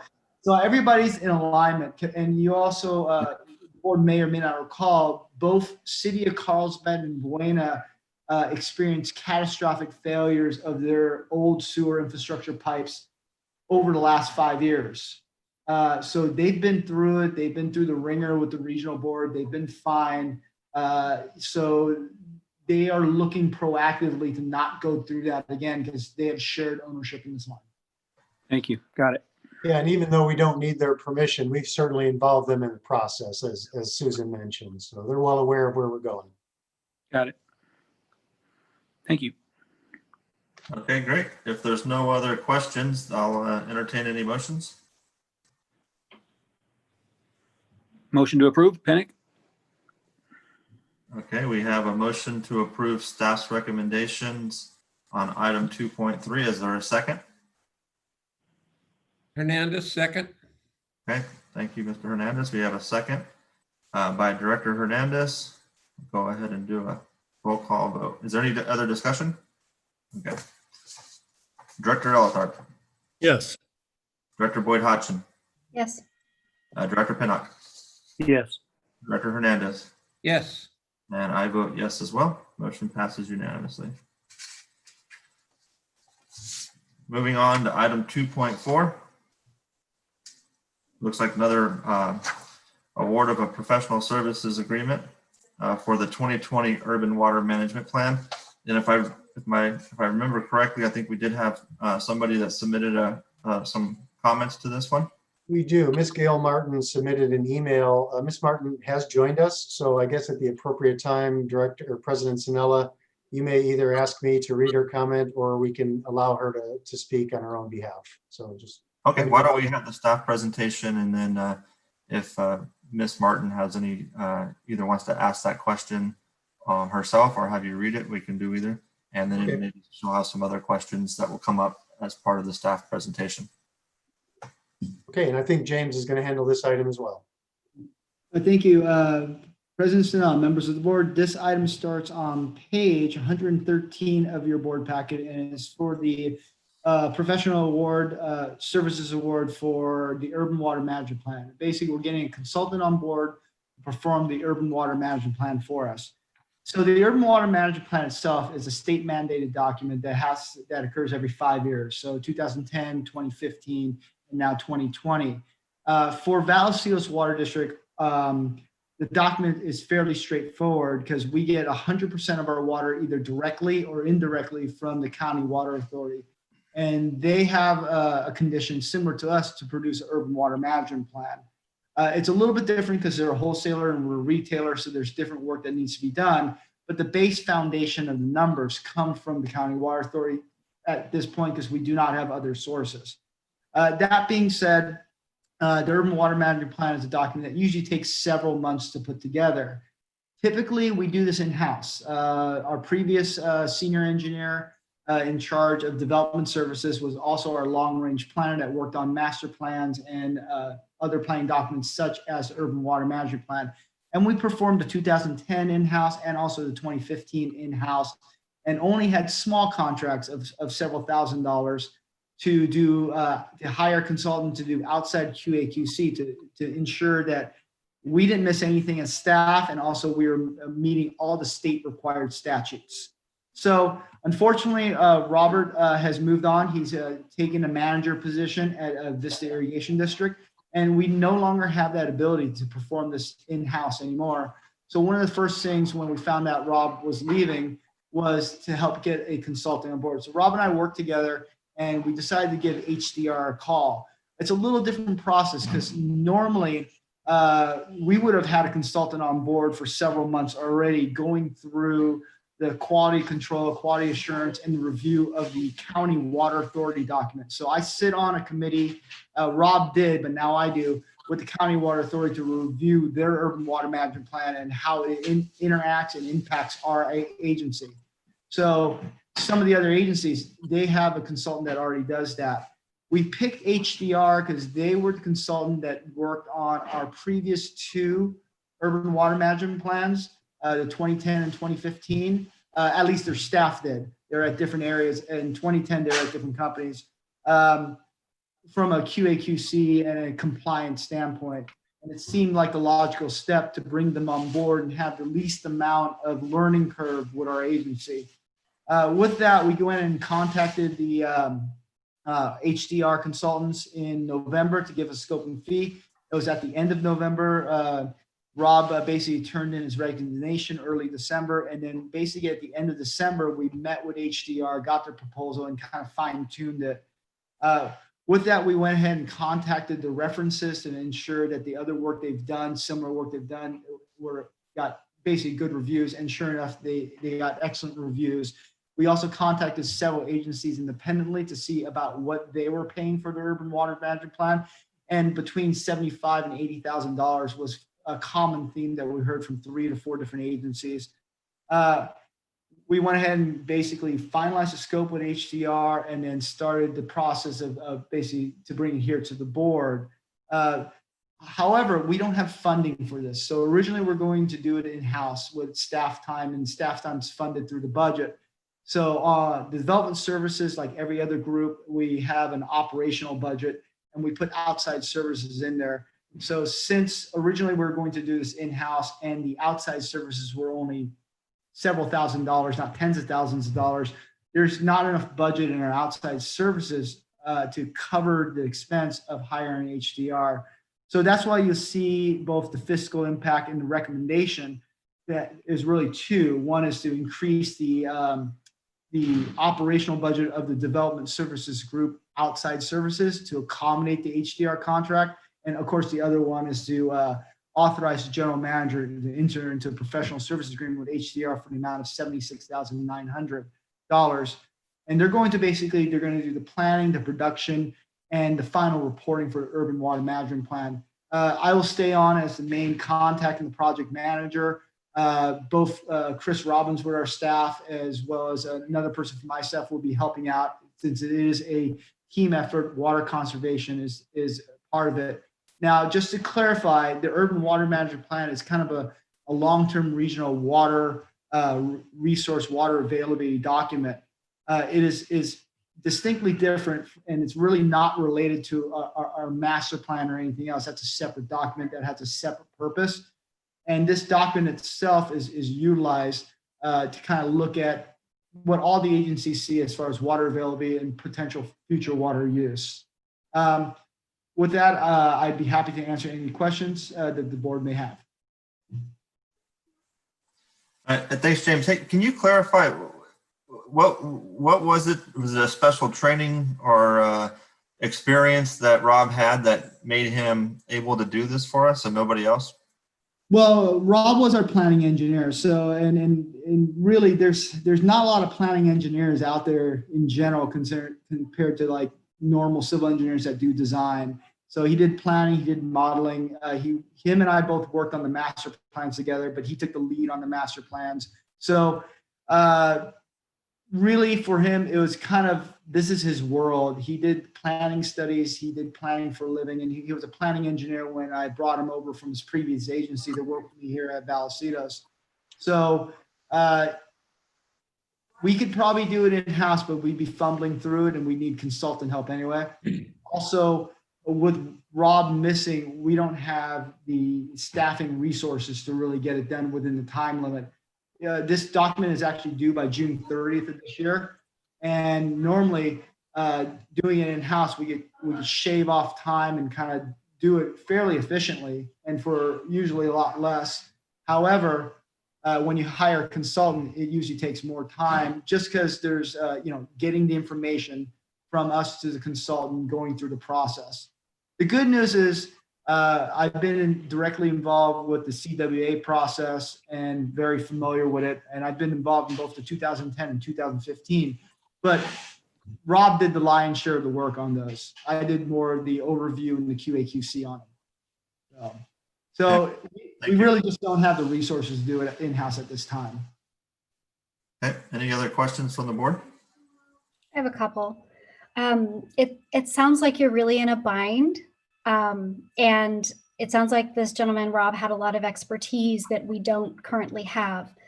The due date is looming, and it sounds like this is an important document, and it comes around every 5 years, and generally we plan for that, but we've had unforeseen circumstances. Have you replaced Rob? Director Boyd Hodgins, no, I have not. Matter of fact, his last day of work was January 1st. So he hasn't been gone that long. And we're 2 people down in that department, and we're in the process of replacing one. And then we're hopefully going to advertise in early February to replace Rob himself. Yeah, we've started the discussions with human resources, so we've started. So my question, which might be a naive one, is, it sounds like this really needs to get done, and I'm sympathetic to that, but why can't you just move the money from another place? Why do we have to increase the budget? Well, I'm sorry, Glenn, do you want to take that? No, I was going to say there may be a possibility to do that, but from an accounting perspective, we want to make sure that the board recognizes that this group's workload and its budget increased. It doesn't mean we're asking for new money necessarily. And I see our finance director, Wes, is online. I believe that we'll have adequate monies left over at the end of the year that we don't need to inject new money into the project. But from an accounting perspective, it would be good to show the budget for that group increasing. And Wes, did you want to add to that? That's exactly it. Thank you. Basically, we're just showing where it's allocated to. So we want to make sure that if this money is spent in the engineering department, that we show why it was spent and the amount, why they went over. We have an explanation for it. And whenever we go over in a certain area, we want to make sure we get board approval before we do that. Doesn't mean that we won't have savings in other areas, and they'll still be in those areas and be identified later. We don't typically allocate from one area to the budget to the other. We just increase so that we can do budget actual and have explanations for it. During the year, we're always tracking. You have $30,000, you've spent 25, you only have 5 left, to keep people accountable and make sure that they're budgeting the correct amount. Anytime they go over, we want to make sure we bring that to the board. Yeah, so I would say that the overall budget is not increasing. It's just how it's allocated internally. Is that fair to say, Wes? Yes. Okay, thank you for that clarification. And I just had a question myself, and you brought it up, Director Boyd Hodgins, this important document. I mean, is there truly any benefit to the district, or is it mainly just a compliance issue by preparing the document? Yeah, for us, Director Payne, it's primarily a compliance issue. If we had multiple water sources that we had control of, it would be much more of an important document to us. But since basically 100% of our water currently is either directly or indirectly from the County Water Authority, it's really kind of a pass-through and a regulatory requirement, primarily. Not to say the document isn't important, because without that document, you don't qualify for any type of state funding or grant funding. So you need to have that document in place if you want to get grant funding for any projects. That answers my question. I'm not compliance. It's just like almost this, if it's just almost tradition, and is there a way to change the compliant officers that are requesting this document? But it sounds like not if we want federal grant money. I mean, from my perspective, the true value is the water authority doing theirs. So if they can, because since, like James mentioned, we get all of our water from them, if they're comfortable that they're going to have adequate water supplies over the next 20 years to provide all their member agencies, that's the value. We need to make sure that Vallecitos, the tap doesn't run dry 20 years or 15 years from now. So we'll be looking to the water authority to make sure that they have adequate resources. But from our perspective, it's a compliance document. That's what it seems like we're duplicating, but I guess we got to do it. Yep. any other questions or comments from the board? Okay, and I guess some of that consulting costs will theoretically be offset by the delay in backfilling these 2 positions that you guys are working on too, from an overall budget standpoint, right? Well, hold that thought until you hear item 2.5 as well, but there's a companion item here. Yeah, I saw that one. It reads weird. That's why we discussed it during our pre-meeting. But okay, so if there's no other questions or comments, I'll entertain a motion. Director. Yep. Sorry, I missed. We do have a speaker on this one. Right, and I see Miss Martin is still on, and I'm going to allow her to speak, and if she'd prefer that I read her statement, I can do that. Otherwise, go ahead, Miss Martin. Thank you very much, all of the board members and all of the hardworking staff members. I would like Glenn to read my statement, please. Oh, you're on mute, Glenn. I will do that. I'm going to mute Miss Martin, and I'm going to bring up this. Okay, it reads, Dear Vallecitos Water District Board of Directors, regarding item 2.4, 2020 Urban Water Management Plan. Why isn't Vallecitos preparing a master plan update to accompany the Urban Water Management Plan? The last master plan was prepared concurrently with the 2015 Urban Water Management Plan, using data from 2007 through 2014. The Vallecitos Water District website says, in quotes, the elements studied to determine future demands are subject to change and must be periodically updated. Typically, a master plan is updated every 5 years, close quotes.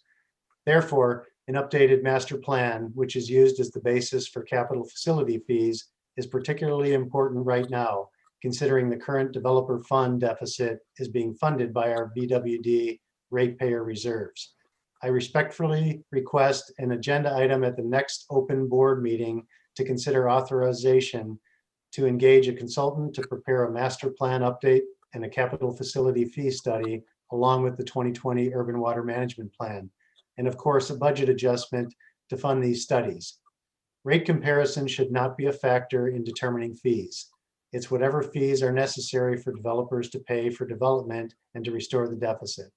Thank you for your consideration. Best regards, Gail Martin. And that's the end of the email she sent in. Great. Well, thank you, Ms. Martin, for the email. Glenn, do you want to just maybe shed a little bit of light on what the timing is for the master plan? Yeah, so we just, I think it was just a couple of years ago that we completed the master plan efforts. It was based on data that extends back a bit in time, but as staff mentioned to the board during the development of the master plan, really nothing's changed from the land use authorities. So when we do master plans, one of the first things we do is to look at what future growth will happen in the service area, both from a water and a wastewater perspective. And then when we know what growth will occur, we apply what are called duty factors to determine how much impact will that have on our facilities. So the master plan is really to look at the impacts that growth has on your facilities going forward. There haven't been many changes by the land use planning agencies. And by that, I mean the city of San Marcos, the county of San Diego, and several other smaller pockets of Carlsbad and Vista and Escondido and other unincorporated areas. So I don't think we would get much value out of preparing a new master plan at this time. We are scanning the horizon to see what the land use agencies are doing. So if for example, the city of San Marcos started to go down a general plan process, we were looking at that to say, hey, if that changes greatly, that may be a trigger for us to update our master plan. Well, that was put on hold with COVID. So they've kind of shelved their general plan update. And similarly, I don't think the county is in the process of doing much either. So I don't think the timing's right for it to do a new master plan update. Having said that, staff is in the process of looking at the fee calculations based on the existing master plan. So just because the board recently increased the fees doesn't mean that staff has stopped looking at things. It's a very dynamic environment. The deficit changes, the amount of development changes. So we're looking at that. And I believe the end of her email said something about the water rates. And that's a completely separate issue. We don't factor in the capital facility deficit or the shortfall at all when we set water rates. So they're independent processes that go forward and one does not affect the other. So James, if you wanted to add any of that, feel free. Yeah, just briefly. So, yeah, our urban water management plan is a document takes several months and costs, roughly $80,000. Master plan takes two and a half years and costs about $1 million. And as General Manager Prum said, the basis of the master plan is basically those land use documents. So if the land use hasn't changed and we were to do a new master plan starting today, in about two and a half years, we'd have a new document that essentially lists almost the exact same projects as you would have today, because there's no substantial changes from the last adopted land use. So we're actually either by luck or design using the most recent land use from the general plan. As the board may recall, I was the alternate on the committee for the GPAC, for the new general plan advisory committee with the city of San Marcos, and unfortunately that was put on hold due to COVID. However, the housing element is moving forward, and I'm still on that committee to review the housing element portions. So there's still some movement because the city of San Marcos has to get a new housing element in by a certain date. That also being said, if you were to do a new master plan in 2.5 years, we'd be coming back to the board. Some of the timing would be different, but the projects wouldn't, because the basis of the projects are actual water meter data, actual sewer data, and the general plans. So some of the timing would change, but the actual projects wouldn't, which means there wouldn't be a substantial difference in what the resulting cap fees. So it'd be a large effort, and it'd be probably a waste of ratepayer money to do so. However, the city is going to move forward after COVID with a new general plan, and at that time, it would be prudent for Vallecitos to look at those differences and come back to the board with a recommendation to probably look at doing a new master plan. Okay, thank you. Director Hernandez, I see a hand. I'm taking a little bit of umbrage with the last line of the first paragraph, and I know we've gone through this at least twice, 3 times before, but either Glenn or James, would you shed light on this, the developer fund deficit being funded by our ratepayers, which I know it is not, but when I see it, I don't want to let it go unstudied, because then they're going to point back to and go, well, yeah, but we've been saying this. So could you shed some light on that? Yeah, so I'll take a shot at it, and then maybe I'll ask Wes to join in too. So when we set rates, water or wastewater rates, we look at a lot of factors. We look at how much money we need to run the operations. And one of the biggest, and we look at things like debt service coverage and employee costs.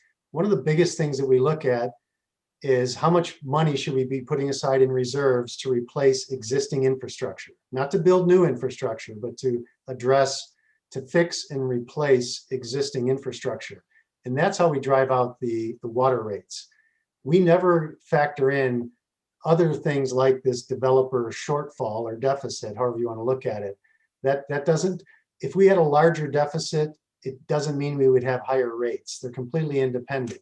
Now, it is true that there is, we have a developer deficit, and the board has developed a plan to address that. And the largest component of that plan being to increase the capital facility fees, and that's well underway.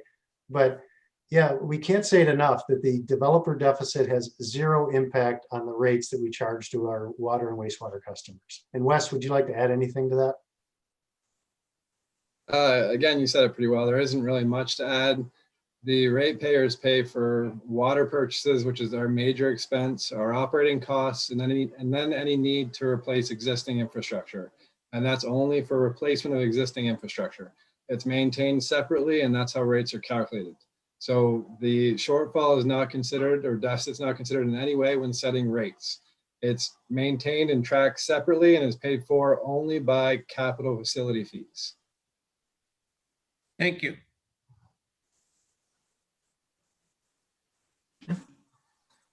Any other? Just so I'm clear about, just sort of getting back to the recommendation, the 76,900 that you're asking for, that's not, you're not asking for 76,900 more dollars. We are going to find that somewhere else, You're just going to move it into this development services, operations and maintenance. That's what you're asking.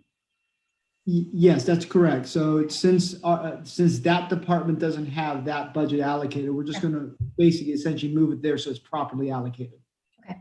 For full disclosure, though, if we were to spend all of our other budget funding, and this was in that department maxed out its budget funding, this could put us over the budget and would be additional dollars that are being authorized by the board. So it's Yeah. possible that Yeah. this is an Yeah. additional ask. Thank you. Yeah. And I would treat that as a disclaimer. I don't see that happening in this fiscal year, but it's potentially possible. Understood. Thank you. Okay, great. If there's no more discussion or questions, then I'll entertain a motion for 2.4, please. Move to approve. Hernandez? Thank you, Director Hernandez. I got a motion to approve. Is there a second? Second. Elethar. We got a second by Director Elethart. I'll go ahead. Is there any other discussion? I'll go ahead and do a roll call vote. Director Boyd Hodgson, No. Director Pinnock, Yes. Director Elethart, Yes. Director Hernandez, Yes. and I vote yes as well. And motion passes 4-1. Thank you. Good job. Thank you, James. Thank you. Moving on to item 2.5. Yeah, so we kind of touched on this issue already. So with Rob's retirement, there's a void. So right before Rob retired, Eileen Kuntz, I'm sorry, Rob didn't retire. Eileen Kuntz retired, and then Rob took a position in another agency. That's created a big gap in James's land development side of things. So we have a proposal to fill that void, and it does require, because of some PERS regulations, does require board approval.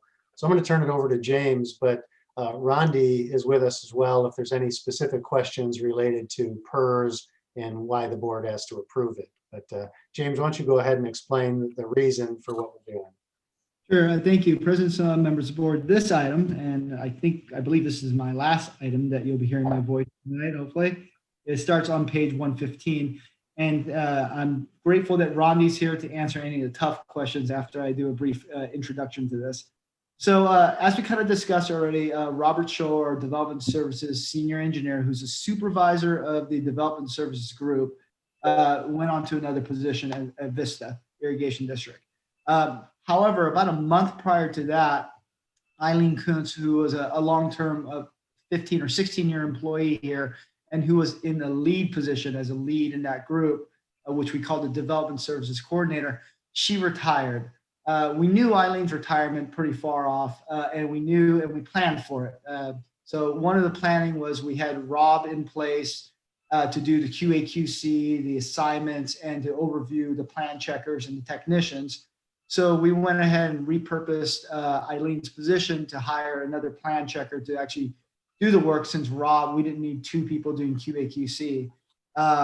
However, when Rob decided to move on, we ended up with a void in the department. So we lost both leadership positions in that department, and we're left with basically a hole. So not only are we basically two people down and in the process of going through recruitment to hire an entry-level position for that department, but we also lost a supervisor that was supposed to mentor, train, and oversee the land development department itself. So one of the ideas was to bring Eileen Kuntz back. We talked to Eileen. She was obviously open to this, or else we wouldn't be bringing it to the board. We wouldn't bring it forward to the board. And to bring her back as, let me get the term correct, a retired annuitant with CalPERS. And there's a number of rules, and the rules are listed there. And if you guys need any details on those rules, thank goodness Rondi's here for that. But basically, she meets those rules. She'll be working a limited time. It's a temporary position. Her compensation will be basically the same, or actually a little less than what she was making when she was working here. And there's a number of hours limited per fiscal year. She also has to have a full separation, and she did. She retired, And then she also is required to have at least 180 days of separation before coming back. And that's where the rules differ, because she does not have that. We're required to bring this forward to the board for resolution. So the need from an engineering standpoint for the development services group is we have a void. We are looking at hiring a new person here fairly soon. We don't have a person in that department to train a new person. And ideally, once we find a new supervisor, even that supervisor will need to be trained on the processes and procedures and kind of the lay of the land. So the way we want to use Eileen is obviously to do what she was doing before, which is to lead in the department, doing the QA/QC, assigning work, and taking the lead on some of the more complicated projects. Also training a new entry-level technician for that department, and hopefully have enough overlap where she could pass on some knowledge to a new supervisor. We don't have anybody internally that qualifies for that position, so we weren't able to fill it or have somebody in a temporary position and shuffle them internally. So that's the main reason. That is the reason we're coming to the board today, to kind of give you the background of what's happened in development services. We kind of got a 1-2 punch, and we're trying to make up the differences for that. And you've seen a couple different items come to the board for that, including this. And obviously the PERS requirements, since she has not been separated from employment for more than 180 days, that we need to bring this forward to the board. With that, I'd be happy to answer any questions. And I know Rondi's still on board here to answer any of the tougher questions. And if I could add, so James addressed one of the PERS requirements that they be separated for at least 180 days, which she isn't, but PERS has an exception. They allow for these types of exceptions. And part of the process for the exception is to take it forward to the governing board to verify that the exception is warranted. So that's why we're here today, to get board approval. Typically, for something like this, we may not need board approval. We would just go out and get a part-time person or outside help and bring them in. But for this one, it does require board approval. Director Hernandez. I cannot express the what's the right word? How happy I am that we are able to do this. I have known Eileen for all of her career as an architect and as a board member for the last 10 years. And I can't think of anyone finer to be put in this position. And I'm only sad she can only be there for 180 days. So. Well, she wants to retire. I don't care. She's way younger than me. So no. So I guess I will move to approve this. Well, before we get too far along, is there any other questions or discussion? I guess we can also do it after if we have a second as well. Is there a second to Director Hernandez's motion? Second. Okay, we got a second from Director Boyd Hodgson. So we have a motion and a second. Before we vote, we didn't have a lot of time to talk. I had one comment I wanted to make, but does anybody else have any questions or comments? I'm definitely supportive of bringing Eileen back on this temporary basis. I know the school district did something very similar recently with their superintendent position, as they had a vacancy as well. And so this is pretty common, but I guess I don't know to what extent we can talk about it. It's not agendized, but I'm becoming a little bit concerned that I keep hearing about these openings, and I lost track if it was 4 that were mentioned just in the last couple of items or what that might be. And I understand we're in kind of some extraordinary times with COVID, but what's going on with that? And I don't know if Rondi wants to chime in from an HR perspective, or I'd just like to hear a little bit more about what's going on with our attrition and what the game plan is. It sounds like if we're hiring 2 consultants in one evening, it's having an impact on our operation, right? Yeah. So obviously, anytime people leave, it concerns us. You lose a lot of institutional knowledge that leaves, that it walks right out the door.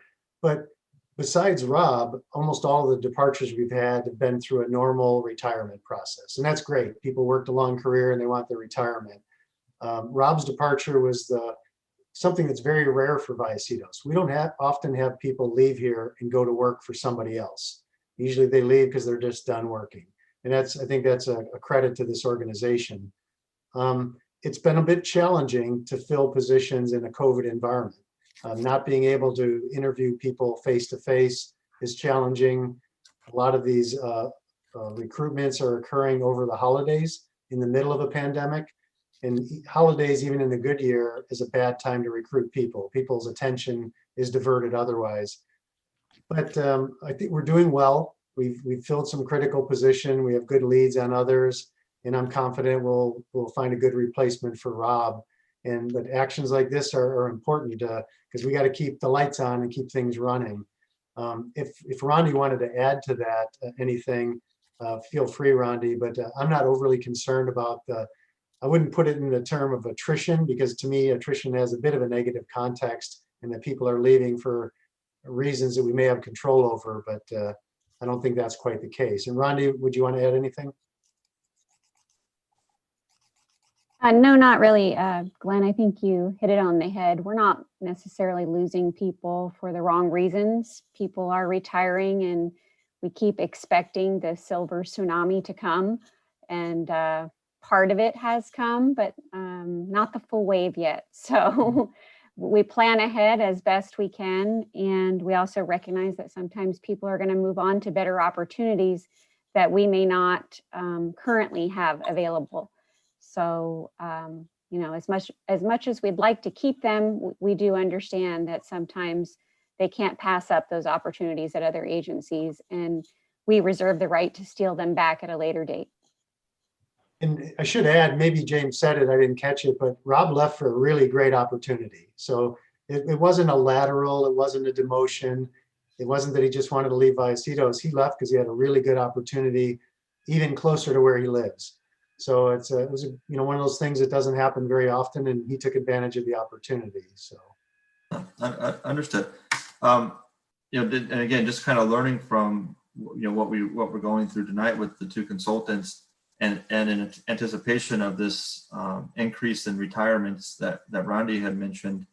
It sounds like there could have been some opportunities for some cross training, having a little bit more people within the organization that could handle or hold this down temporarily.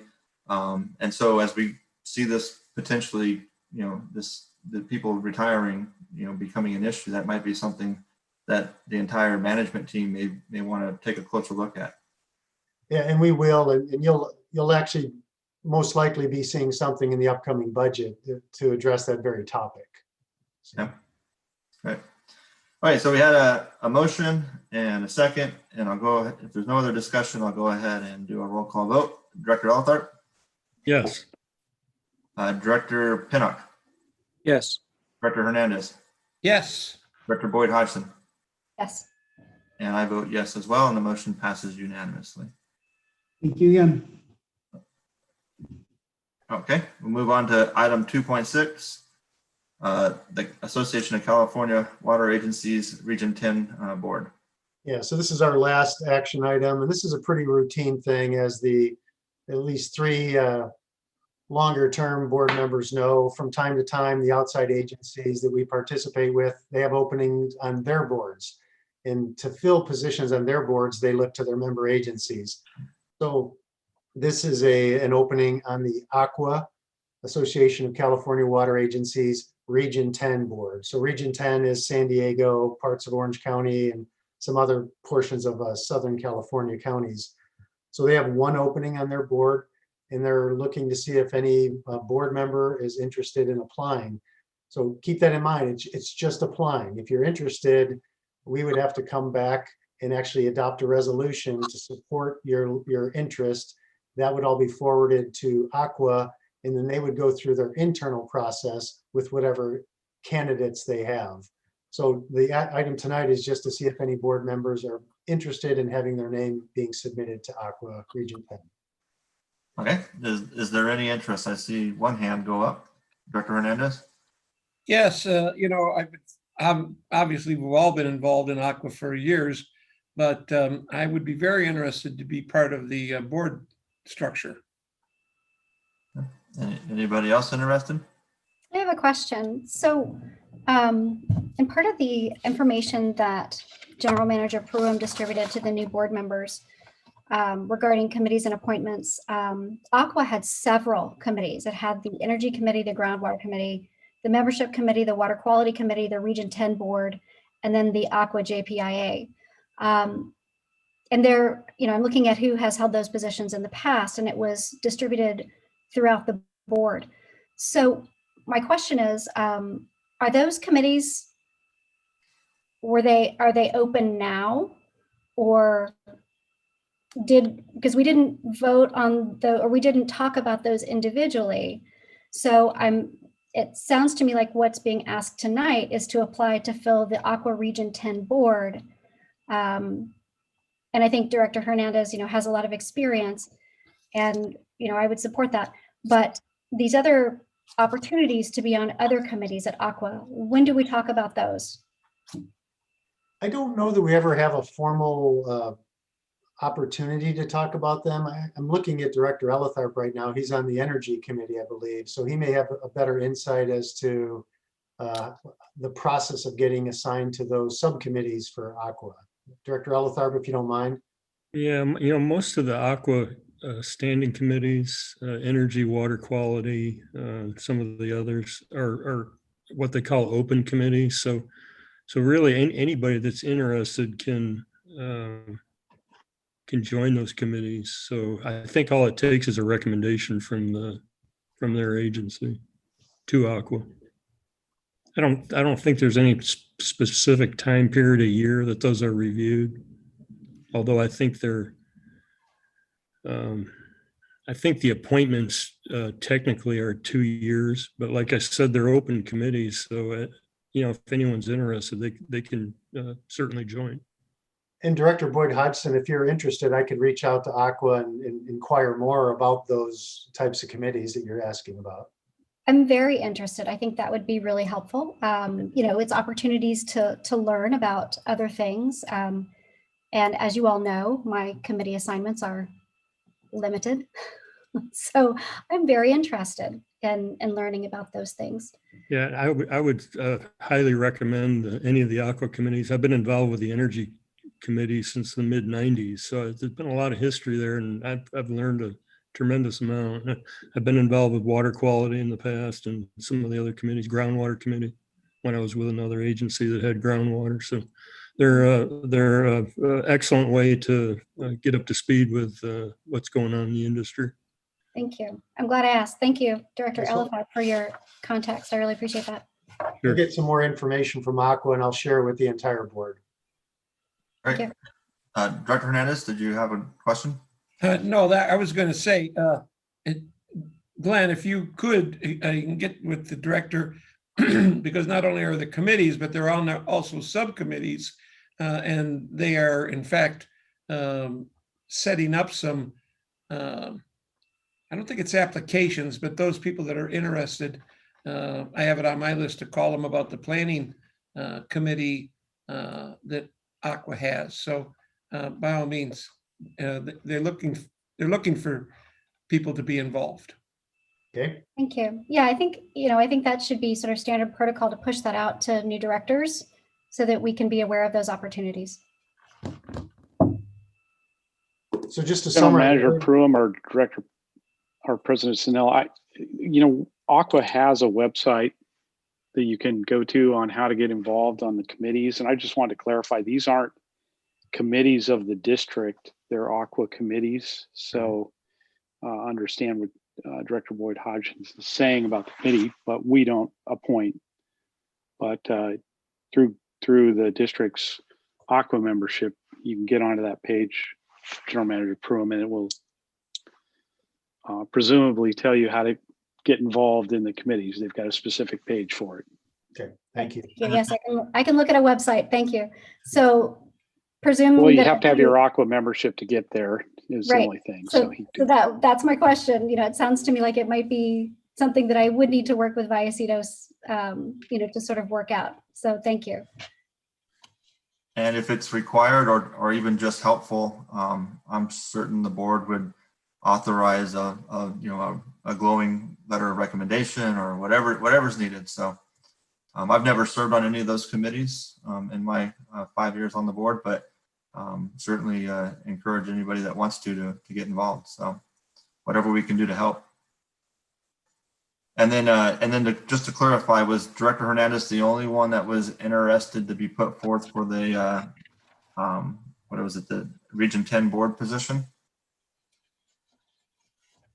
Okay, if that's the case, then whatever's required, Glenn, if you need to come back in a future agenda item to get an official vote or a recommendation, then I think it would be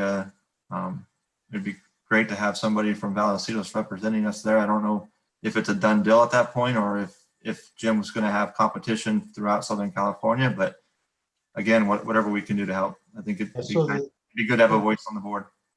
The deadline to submit to Aqua is February 12th.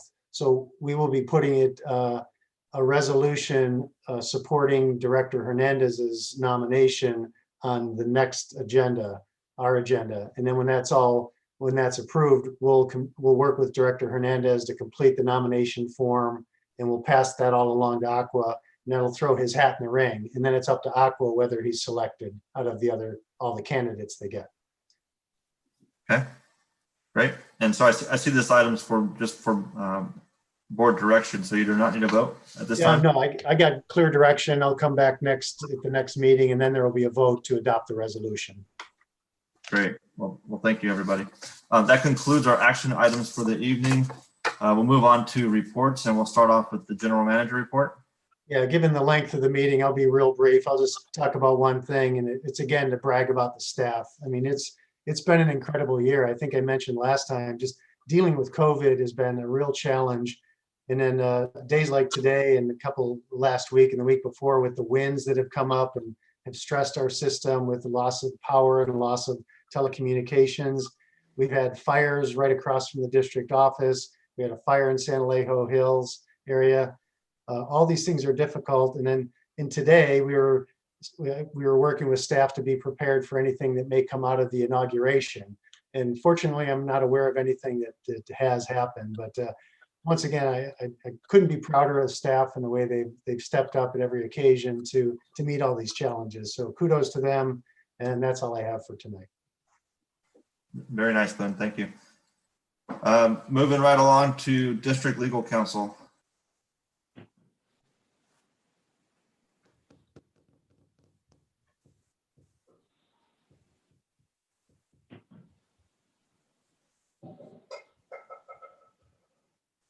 Oh, you're on mute, Jim. I'm sorry about that. I just wanted to touch on new legislation that was introduced, SB 223. This would be a continuation of the restrictions on shutting off water supplies. You may know the existing law prohibits urban and community water systems, which are defined as having 200 or more service connections, from discontinuing residential water service for non-payment, where a customer has been delinquent at least 60 days. There are some additional requirements under that law. This new bill, the proposal would extend it to very small community water agencies, i.e. those folks that are under 200 connections. But in addition, it would require us to basically update our written policies for discontinuation of residential service for non-payment to include what they've now defined as an arrearage management plan. And so I'll leave that to Wes and Mike, some homework for you. If this law were to pass, it has further restrictions. It extends the delinquency period from 60 days to at least 120 days. So it is not law. It's just been introduced, but it's something to continue to watch. That's everything I have, Director Snell. Thank you for the update. It's interesting. me personally, I just could not imagine that we would ever, turn somebody's water off if they were having some sort of COVID related situation or emergency at home.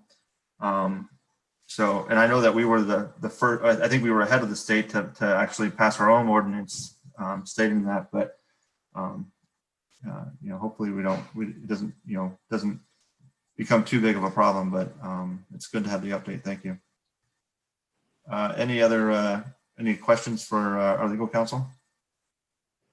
Okay, moving on to the San Diego County Water Authority. Any updates, Director Althart? No report tonight. The board, next board meeting is next week on the 28th. Okay, and then Encino Wastewater Authority.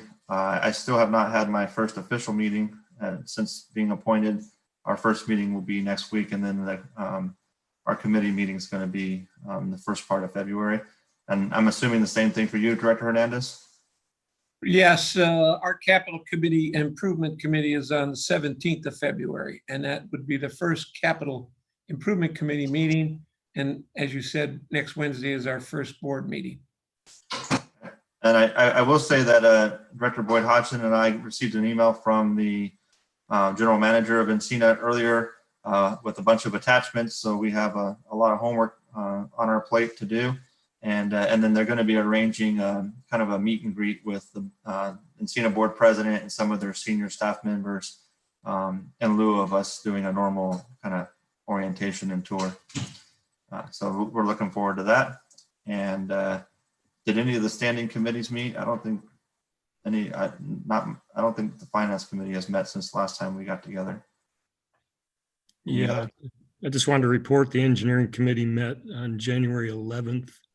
But we hadn't met since August, so we had a very lengthy agenda. But I think in the interest of time, I'll wait till next board meeting when the minutes of that meeting show up in the package. Okay. Any other standing committee reports? Before we go, I would like a suggestion.